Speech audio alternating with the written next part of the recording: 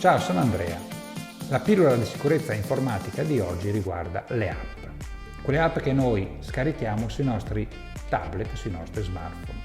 Anche le app possono essere pericolose, perché possono sottrarre dati personali o finanziari, perché possono fare un uso improprio delle informazioni contenute nel vostro device, perché possono intercettare il microfono o la fotocamera del dispositivo stesso.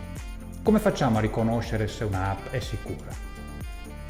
Innanzitutto controlliamo le recensioni dell'app, controlliamo il numero di download, controlliamo la data in quando l'app è stata sviluppata, non deve essere troppo recente, e controlliamo che l'app abbia il nome che noi ci aspettiamo e non sia un nome fasullo.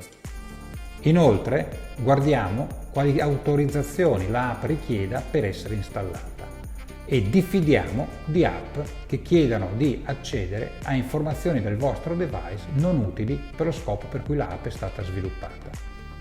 Diffidate anche di app che parlino di gossip o di contenuti osé, tipicamente sono pericolose, o che vi forniscono accesso a film, video, streaming vari, perché oltre che essere pericolosi in questo caso potrebbero anche essere illegali.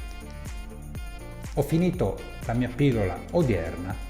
Un saluto da Andrea. Stay tuned.